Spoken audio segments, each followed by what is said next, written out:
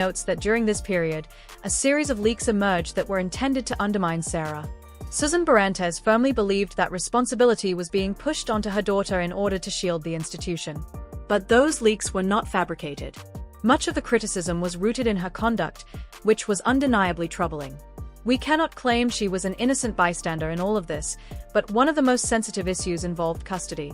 Barantes was determined that Sarah would not lose her daughters. This is where the story becomes uncomfortable, because Barantes herself had once left her own young family to move to Argentina with a lover. Critics were quick to highlight the contradiction.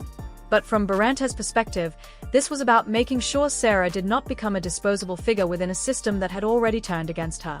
Years later, Sarah would present a far more refined explanation for the divorce. And I just read, and I heard you bought a Swiss chalet.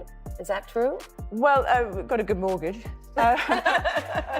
In a 2007 interview with Harper's Bazaar, she said she wanted to work and that it was not appropriate for a princess of the royal household to be commercial. She presented the divorce as a mutual, practical decision that allowed her to earn a living. That explanation has always prompted skepticism, not because it is untrue, but because it is incomplete. Wanting to work does not require emotional collapse, affairs, or intervention by the institution. It explains the aftermath, not the breakdown itself. Susan Barantes' remarks fill in that missing emotional context. She was not speaking about careers or protocol. She was talking about character strength within a marriage, about the ability to maintain a relationship when it becomes repetitive, demanding, or lacking glamour. What makes this even more compelling is what happened after the divorce. Despite officially separated, and Sarah remained unusually close. By 2008, they were living together again at Royal Lodge, though in separate wings. Over the years, they have repeatedly described themselves as the happiest divorced couple.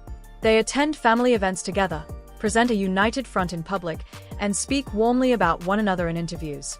100% live together, and we are always going to be together, and we just have a very strong belief about compromise, communication and compassion. Their daughters have reinforced that narrative.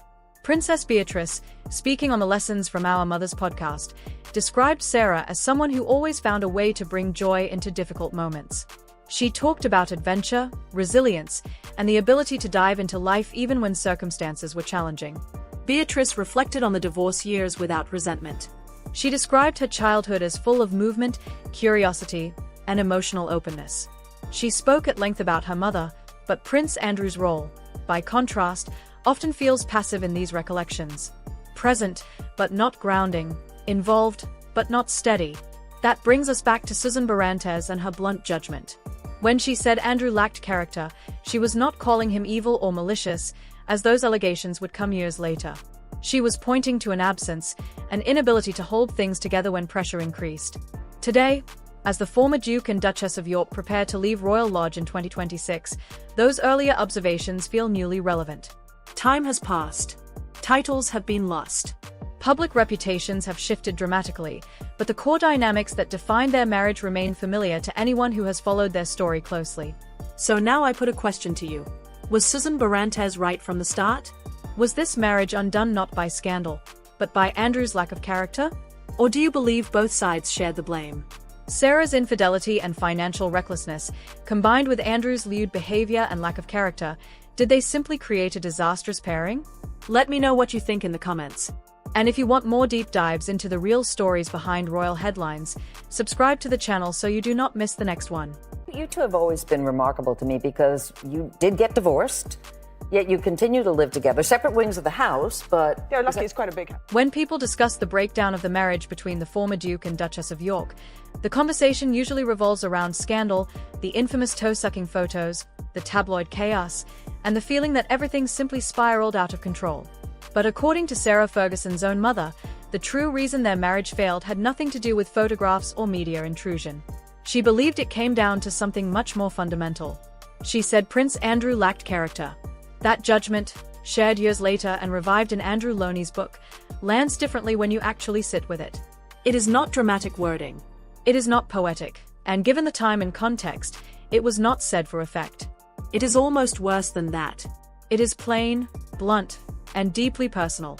And because it came from her mother, Susan Barantes, it forces us to re-examine the marriage from the inside out rather than the outside in. To understand why her words carry so much weight, you have to go back to the beginning. When Andrew and Sarah married in July 1986, everything about the moment felt hopeful. The wedding took place at Westminster Abbey and was watched by around 500 million people worldwide. And out into the sunshine they stepped to face those crowds for the first time as the Duke and Duchess